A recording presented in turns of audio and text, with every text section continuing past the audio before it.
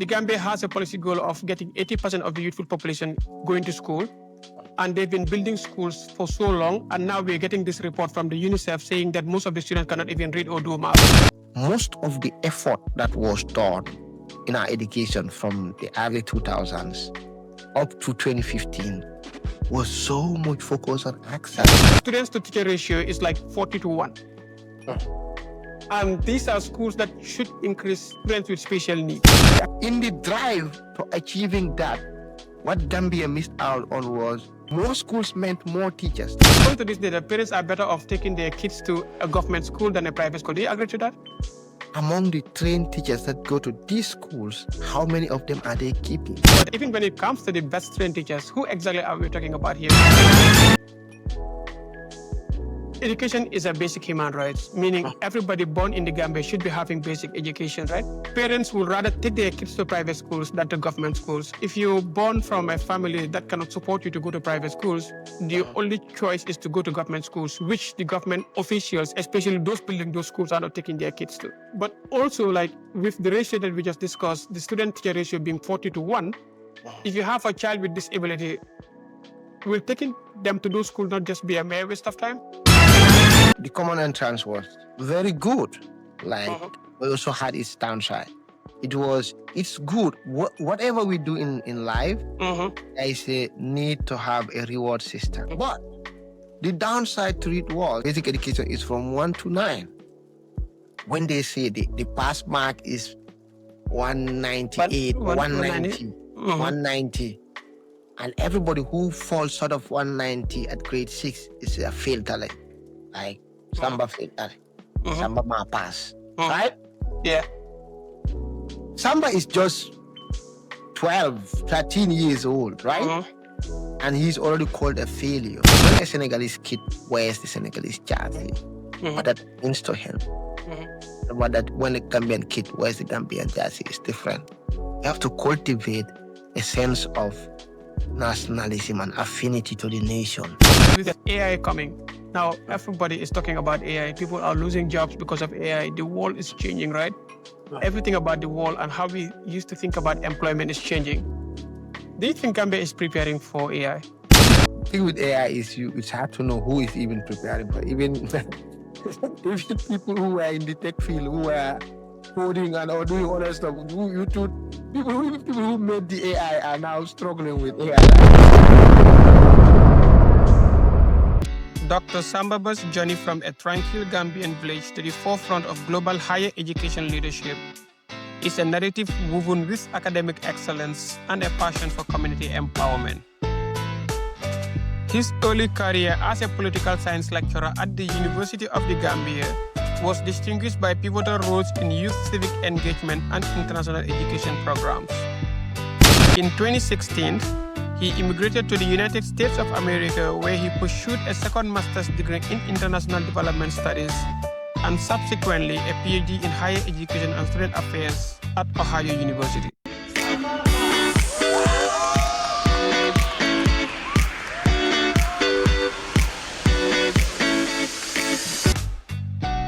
During his time at Ohio University, Dr. Buss served as a diversity and inclusion ambassador on campus and also played a key role in securing scholarships for many Gambian students to pursue graduate education at the university.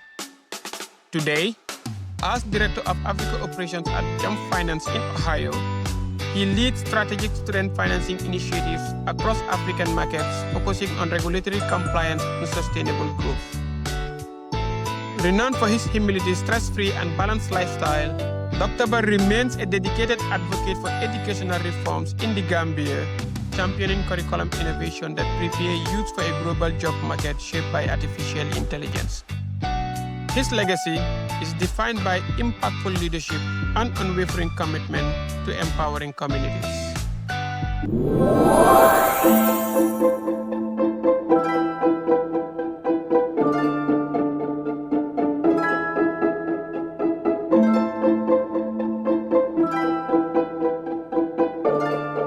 Hi everyone, welcome to episode 7 of the Better Gambia series.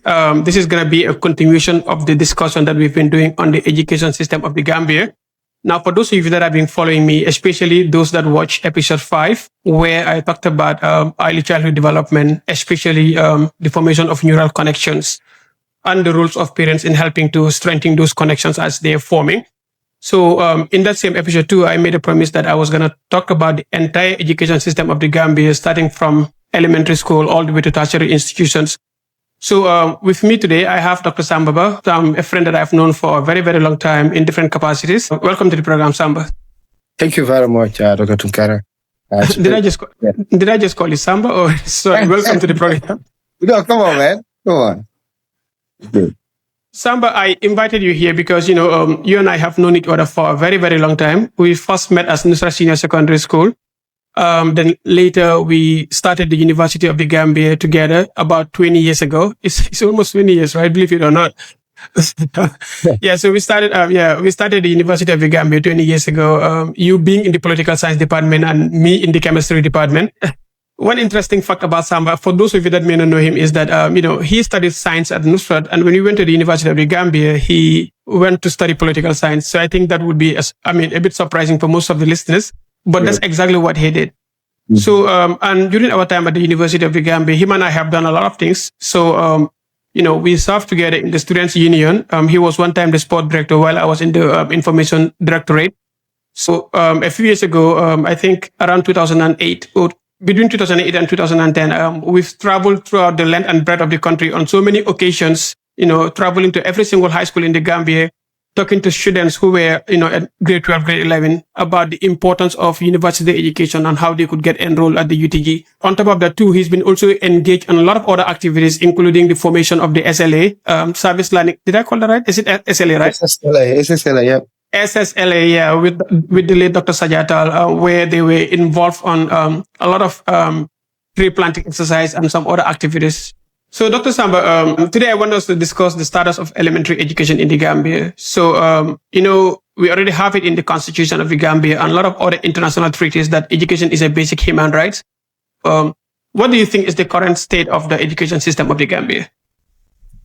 Thank you very much, Ibrahim. First of all, it's a pleasure to be here and to talk to you. The conversation we are having might be probably the first recorded one, but it's not the first of this kind. You are among the Gambian brothers that I always, whenever we talk to, sometimes we can go for a long time without talking, but whenever we talk, we have very long voice, phone calls, and then we talk about everything, about development. And I value those conversations a lot because, I believe learning is a continuous process and we cannot just learn from one thing. In fact, just talking about things, in the process of talking about them, we learn from them. And you are among those minds that I get a lot of value from our conversation. So it's a pleasure to be on the Better Gambia series. I've been following you since you started and I like what you are doing. I believe this is something that is very much needed in the country. Actually, this is part of the education that should be happening. Because, when we talk of health, for example, you say you are what you consume. Mm-hmm. If you eat healthy, you should have a healthy life, right? Yeah, I agree.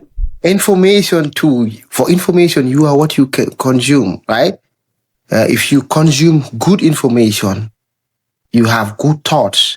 Good thoughts, you have a good state of mind, and your output would be good too. So you are inviting me here for us to talk about education system. I want to talk about also, before we get into your question, mm-hmm. for a country to develop, education doesn't stop in this classroom. What people consume on a daily basis, the information we consume on a daily basis is education too. The radios we listen to, the songs we listen to, the TV we watch, the movies, the series, the weeries and others, the teremutes that people watch are all things they learn from. Mm-hmm. Gambia, the media space, general media, like from mainstream, online media, social media, all together, I think needs voices like yours a lot. And interestingly, the media generally, global media landscape is on a transition. There is a lot of shift toward podcasting, and to see minds like you getting in this, it's good because we need to have these voices so Gambians get to listen to, good content that would inform their thoughts. So I'm happy you're doing this. And, the Zooming will be back soon too. I'll be joining, inshallah. Oh, good. On your question about the state of the current educational system, I left primary school in the year 2000, right? And I have not taught or worked, but I have been watching my nieces and nephews and younger siblings going through that educational system. And over the past couple of years, I've also been watching, the news, watching national broadcasts from WIAC or from the ministry when results are out to see how students are doing. So definitely with the current situation, I think even the officials responsible, our ministry, would say we are not where we want to be. Because, for example, every year after the coming out of grade 12 results, when we look at the number of students who get the admission requirements for the University of the Gambia, for example, not everybody has to go to university and not everybody needs to go to university, but I think the minimum requirements for university is just a minimum, should be seen as, whether one chooses to go to university or not, should be seen as the minimum that one should come out with after 12 years of education. But WIAC, I'm using standardized tests here to gauge educational system. So from WIAC results of grade 12 or the GABEK results of grade 9, we've seen our students are not doing well. But also there has been the national assessment test that they brought now from grade for grade 5 and grade 3. Even the results of the national assessment test have shown we are not getting the results that we desire. So there is still a lot of work that needs to be done in our elementary educational system. Thank you for highlighting that. I know there's a problem, and almost everybody watching this will agree with us that there's a problem with our education system. But the question or the area that I want to discuss here today is, where does it actually start? Because according to a report by the UNESCO, it says that 89% of students in the Gambia between age 1 and 10 are not able to read age-appropriate text. And when it comes to like math, it says like only about nearly 4% of students within the urban areas are able to do math, and only 1% of students in the rural areas are able to successfully do age-level math. That is like between 0 and 10 years old. So that's one of the facts, right? But another thing here is that the Human Capital Index, which is like a metrics that is typically used to measure how productive citizens of a certain country will be. So this metric is typically based on 6 variables, but among them includes the chances that a child will survive past 5 years, but also the quality of education in a country. This says that the Gambia has a Human Capital Index of 0.42. So meaning that like the average productivity of Gambians is 42%, right? So within sub-Saharan Africa, Gambia is not the worst, obviously, but I think the number is definitely low compared to European and other Western countries, right? So another fact that I also want to highlight here is that UNESCO have also reported that Gambia have not yet adopted best practices when it comes to like, maintaining standards in our education system. One thing that I realized is that there has been a lot of minor changes in our education system, especially when it comes to like, building of schools, right? So the Gambia has a policy goal of getting 80% of the youthful population going to school. And they've been building schools for so long. And now we're getting this report from the UNICEF saying that most of the students cannot even read or do math. So what do you think is contributing to all of that? Thank you very much, Ibrahim.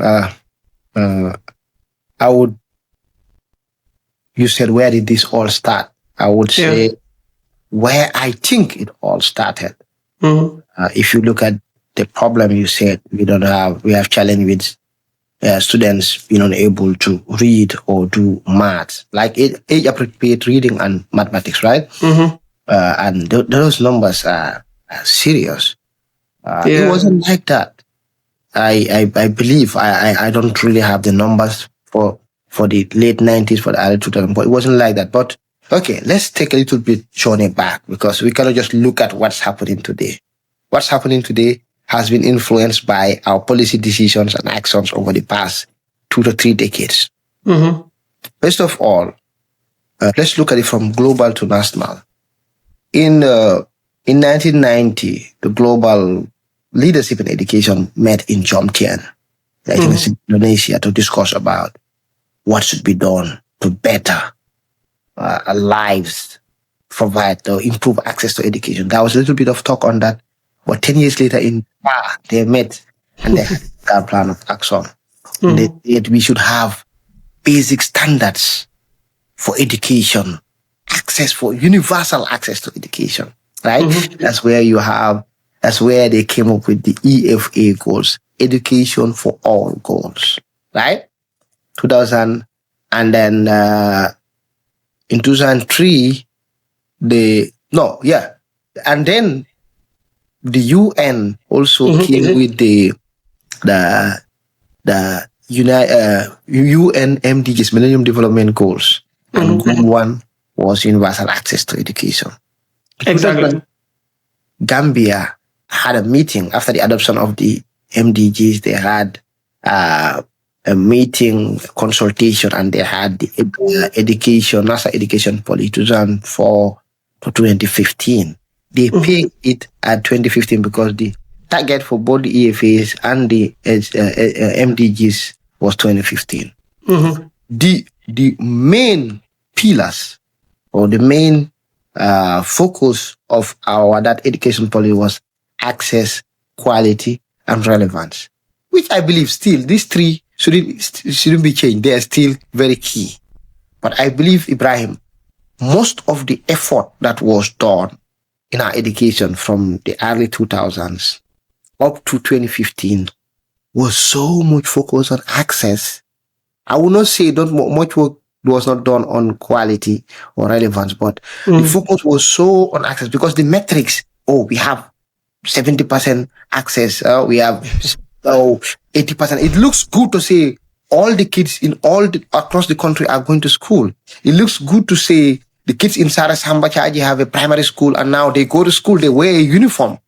It looks good for politicians to see a building to say you have a school, right? So for politicians, when it comes to investment in education, politicians usually go for capital investments like for infrastructure that it's visible. You go to a village where they're all round huts. You come and build three line houses to say this is the school for Tunkarakunda. Now everybody in Tunkarakunda is happy now. We have a school. We are growing. Right. That's easy for politicians, right? Yes. And to say all our kids in the Gambia now go to primary school now. It's easy to have those numbers, but in the drive to achieving that, what Gambia missed out on was more schools meant more teachers, but we didn't expand our college enough to cater for that. Ibrahim, you've been to the Gambia College campus. Have you seen the dormitories? I did. You know those buildings are not new. So okay, now just look at the dormitories. Easy example. Those dormitories were there when we had we have very few schools scattered across the country, right? We are building new schools. This Gambia College should provide teachers for these schools, and we still have the same small number of dormitories because we were not expanding the college, right? And even when they expanded enrollment into college by building new classes, they didn't expand, they didn't improve the quality at Gambia College to make sure we produce the right teachers, right? Yes. We open up access into Gambia College, so we produce more teachers quickly to serve all these schools, but we forgot to incentivize teaching, right?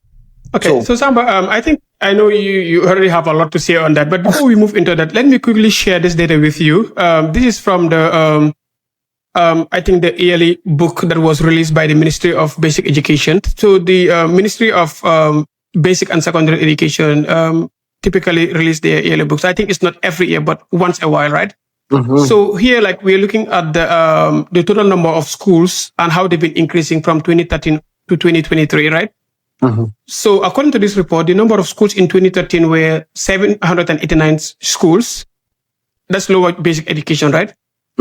And by 2023, that number has increased to 1320. That's like 1,320, right? Now, but if you look at the total number of enrollment, that's like the total number of students in those schools versus the total number of teachers. Let's see how they're increasing, right? So it's saying like here right now, as of 2023, the students to teacher ratio is like 40-1. And these are schools that should increase students with special needs, right? So this is just like, to your point that, the number of schools are increasing, but the number of teachers, especially when it comes to qualified teachers, I don't think that is increasing. And this number right here is just supporting everything that you've just stated. So compare this to how it was in 2013 again. So it was still bad. Even in 2013 too, we have about 259,000 students with only 5,000 teachers nationwide. 5,000 qualified teachers nationwide. So I think the ratios are not just adding up. So we're increasing the number of enrollment, but the teachers is not like getting to where it should be to match the total number of enrollment, right? But thank you very much. This starts telling. I would have loved to see it if you had taken that back because 2013 was already the drive to the AFA goal access. MDG 1 they've already gone far. If you had taken that back to 2003 and then back to 1993, you would have seen a huge difference. And hey, I am not in any way against the expansion of access. It's good because, Ibrahim, whether we accept this, whether we accept or not, some of the finest young scholars that we are proud of in the country today are from some of these schools that were just opened, like those with few teachers. But some young kids who went to those schools, under-resourced school, advantage of the opportunities there, and they grew and they became great professionals in their different fields. So that was not a problem. Expanding access was not a problem.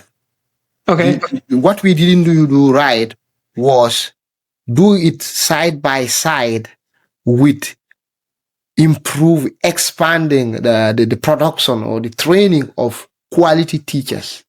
At some point, we're just training and also incentivizing the teaching field, because teachers and their status in Gambian societies have reduced a lot. Ibrahim, when you were in primary school, remember all the teachers who were in Farafenye, the status they had in the community.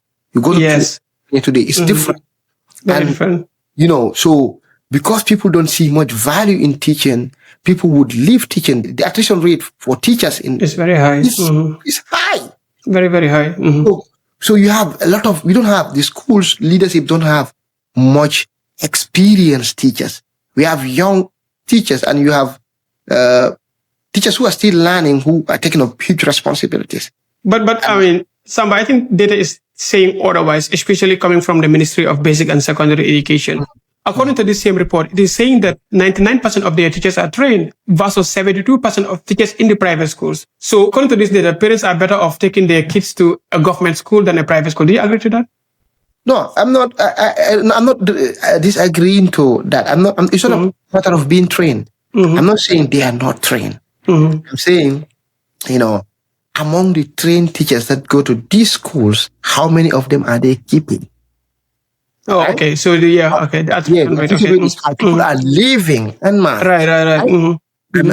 And leaving after how many qualified teachers do you know who are now in other fields? People are leaving teachers to go to the military, to go to the police, to go to work in the banks, to work whatever job in the journalism, whatever job they can get, because people don't see that value in teacher, and there is also there are not many much incentives. Like some people anybody who gets into it and see they have the ability to be trained in another job, they are training and leaving. So we are not keeping our best trained teachers. Yeah, we're not keeping our best trained teachers, which I completely agree with. But even when it comes to the best trained teachers, who exactly are we talking about here? Because I remember teaching at the elementary level, typically during our time, I don't know how it is right now. It was mainly done by people with PTC, right? That is Parent Teacher Certificate, right? Those are the ones qualified teachers, right? At the primary level, right? Thank you. Actually, that's where I was going to. Okay, then go ahead. If you go to every community, like every high school that you go to, if the resources are out, people take their results. Mm-hmm. Among the people who choose to pursue further education, people would go to the UTG, and among the ones going to UTG, almost none of them would choose to go to the School of Education to have a teacher training, right? Right. People go to MDI, GTTI, because they have better career opportunities by being trained in those schools. So who goes to Gambia College? Let's be honest here. Very few would choose to go to Gambia College because they want to be trained to be teachers. And so the admission requirement. But is that just by passion or because they don't think they have chance to either go to the university, MDI, or other institutions? Of the people who go there? Yes. Many of them is because probably they cannot have admission to the UTG or they cannot pay UTG. Okay. So they choose to go to, if they go to Gambia College, they go to School of Nursing, Public Health, and then PTC, HTC, and then PTC, and then early childhood education, bro, is the people who don't really have a chance. Some of them grade 9 result, they go to and that's early childhood. Yes, the most limited stage of the children. We have the least qualified, the least trainable people going to those. So qualified teachers, yes, Mopsy can say qualified teachers, but what capacity do they have? So the certificate is one thing, capacity is another. Apart from capacity, how motivated are they? Yes, the motivation, yes. Good in being teachers. We need to work on making teaching attractive to young Gambians. That's part of what we need to fix. Yeah, that's true. I agree. So so I think there's definitely a lot of problems when it comes to the quality of teaching in those schools, right? But one thing that always strikes me so hard is, education is a basic human right, meaning everybody born in the Gambia should be having basic education, right? But right now, parents would rather take their kids to private schools than to government schools. And we all know why, right? They will do that. So it is free in government schools, but they would rather pay thousands and thousands of dollars to take their kids in private schools, right? So then does it mean it's always a fair start for all the kids? Because if you're born from a family that cannot support you to go to private schools, the only choice is to go to government schools, which the government officials, especially those building those schools, are not taking their kids to. So I don't think that is a fair start, right? But also, with the ratio that we just discussed, the student-teacher ratio being 40-1, if you have a child with disability, will taking them to those schools not just be a mere waste of time? Brian, thank you very much for raising that. That shows the problem of educational inequality we have in the country. In education access literature, they talk about educational deserts, right? Educational desert is areas or regions where there are no schools or education access to education. So sometimes we don't have desert facilities, there are no schools or educational facilities. Sometimes they are there, but they are empty structures, right? You and I have gone across the whole country visiting schools. Many times. Where when you go to the school, like they are just hard concrete walls, and then the very hard desks and chairs, and that's it. And then teachers, there are no proper learning material. We already mentioned the issue of teaching, right? Yeah. Apart from the teaching, the teachers, teaching and learning materials help provide good teaching and learning. Facilitate, good teaching and learning.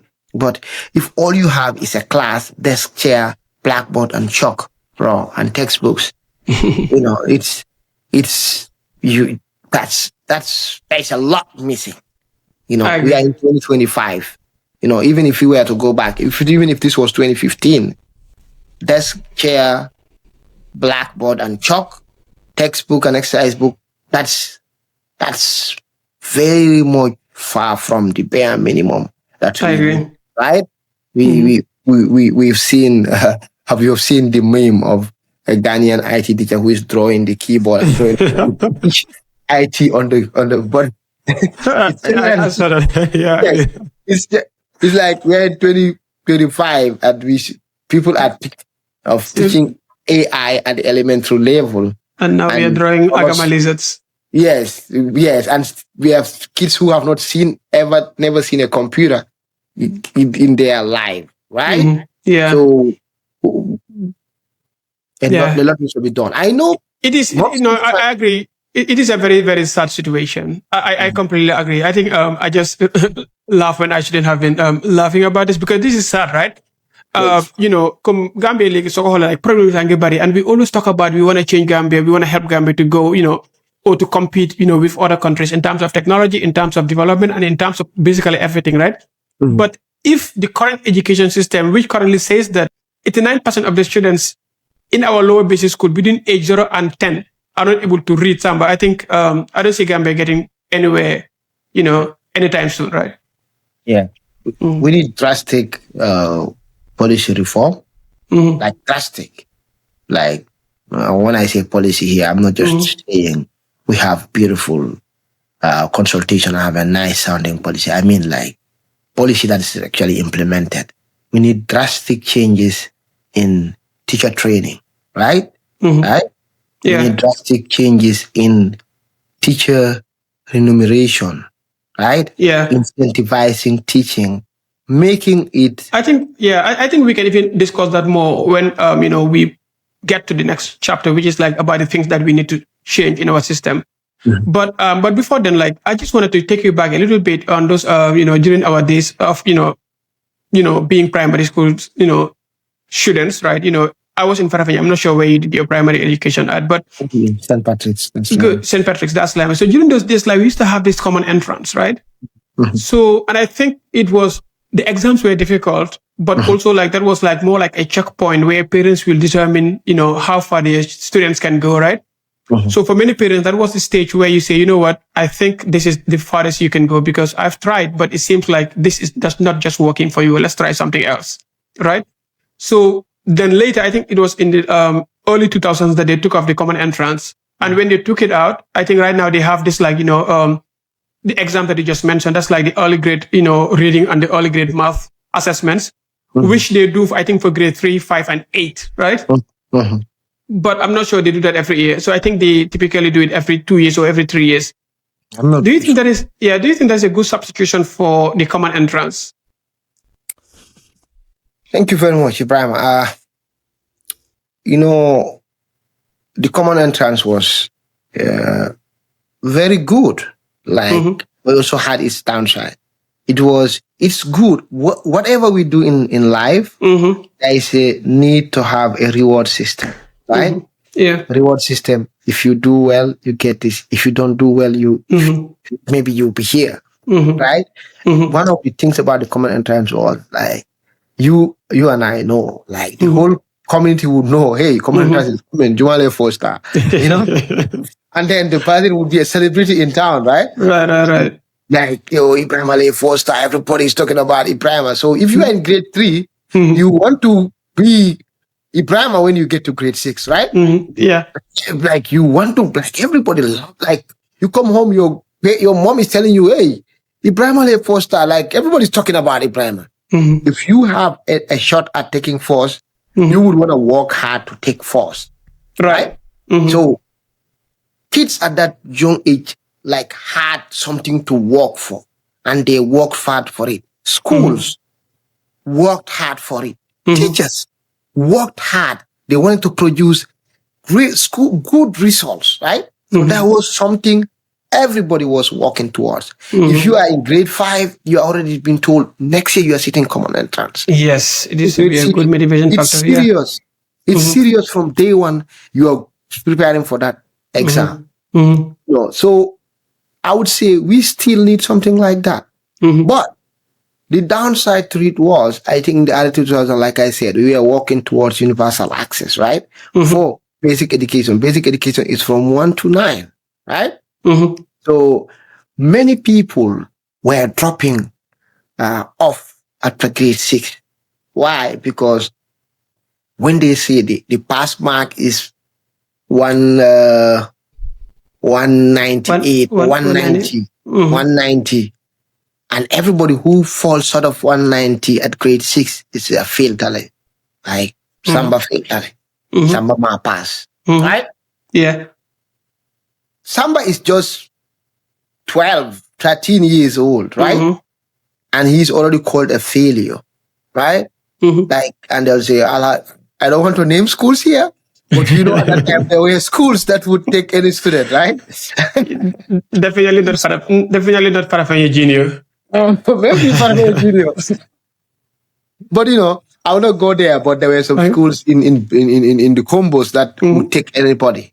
Right? Yes. People who know those schools. I'm not going to mention any school. So, and you go to those schools, you put on the uniform, you walk in, and people already see you as a failure.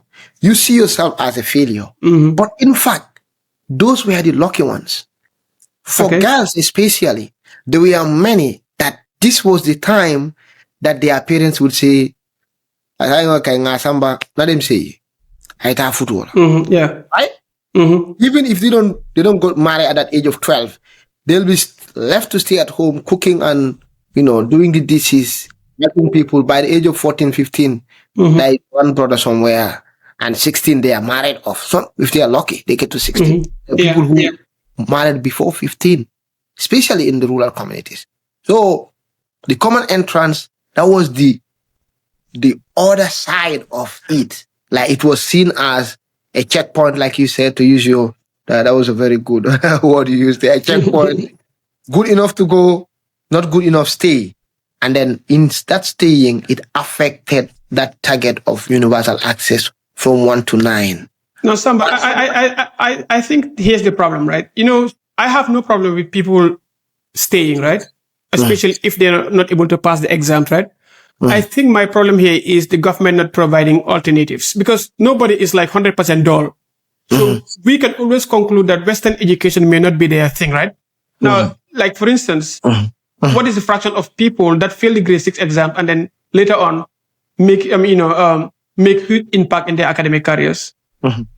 Your grade 6 was still very early to determine, the academic capacity, intellectual capacity or abilities of young people. Some are late developers. Some would go to a bad junior school and they bounce back, right? After junior school, right? Yeah, some at junior school, some after junior school, right? So then I think that's the kind of data that people need to be looking at, because like if those kind of data are not, available, then I don't know why a parent would risk sending their kids all the way knowing that grade 6 is already bad. Yeah. And like, honestly, I haven't seen any data yet, but if you were to ask me, I think the chances of somebody reviving their academic careers after failing grade 6 exams is almost like 0. No. It's way more than that. Like there are many people who were not considered good after primary school. Some failed common entrance twice, and they became very great scholars. Like I think I know examples. But at least for me, I mean, honestly, you said examples, so let me just be honest. I was like, I think I had to repeat the second grade because I couldn't just pass, right? And from second grade all the way to grade 4, I was always like, 38 position, 35, or, somewhere close to the last person in the class. Things started changing for me from grade 5 going to grade 6, right? But I'm not sure if I had passed at grade 6 and then went to grade 7 with a failing grade, I'm not sure how it would have been. But since you already know examples, so some people revived their academic careers after high school. After high school, I'm not saying before. No, I'm not saying grade 6. Some people it's after high school. Wow. But a lot of the problem we have with people failing and not doing well actually in primary school is also problem of teacher training. Some of the teachers don't just have one approach and they treat every student the same way. Some students are smart, but because they are differently able, I would say, or they have a different way of learning. They have learning difficulties. So by approach, you mean like their teaching style, like people that want to see things to understand them versus others that want to hear things to understand, or others that just want movement in class to understand? Is that what you mean by? The people learn differently. Okay. Understand? The different learning styles, Some people cannot read, right? They can understand, everybody cannot read. Some people cannot. Some people have bad handwriting, and some teachers would penalize people writing bad. Some people would have. My cousin Usman, so he's lucky today we have computers, but Usman's handwriting is like great. Now you're mentioning names, right? Very good. And now this time I'll mention name for him. I'm sure he's fine. Like Usman, I used to tell him, if we at the time when people were hired based on their handwriting, you would never get a job. But he's intellectually very sound, a very good professional, working with the UN, doing very well for himself and serving to the human race, right? Okay. But very crazy handwriting. So some teachers would penalize students and call students names like, you are very stupid. Like some of those things made the environment bad for others. But that's not where we go. I also wanted to bring the fact that you are right. The government should have provided options. Like advanced countries like Austria, for example. Austria, or we would say in Gambia, Austria. Like their education system, like and middle school. From middle school, you have people taking different paths, right? People taking the TVET path from that time, learning trades, and they go and make good careers in those. And even their universities, they have the normal like mainstream university, and they have the applied universities that people who took that other path can go into. Yes. There's no problem in people who at grade 6, for example, didn't have all the good English, maths, and verbal aptitude and quantity to go to a school where they studying technical drawing, studying carpentry, studying electricity, and becoming electricians or becoming carpenters, becoming builders. We could have had that, and people. I think the idea was there, but it wasn't well developed. The idea we have technical junior schools and technical high schools. The concept was there, but it wasn't well developed. It wasn't expanded across the country, because some people might have been seen, okay, they don't read well, they don't write well, they might not do maths well, but they are trained, they can be very good welders, and they can have very big government contracts that they're building schools across the country. They'll be successful. You don't have to be a nurse or lawyer, doctor, a teacher to be successful. You can be a very good, successful electrician, right? You can be a very good mechanic and have a good life, right? Be successful, be a responsible man or woman in society. Well, we just have almost a one-size-fits-all in our educational system. Everybody goes to the same schools and do what we call science, art, and commerce. And the smart ones go to science, the second ones go to commerce, and then the rest of mine we are put in the arts. Right? The thinking, like if you go to school, schools rank and send people to these fields based on their results. Right? It is there's a lot of work that needs to be done, in that too, in the curriculum aspect too.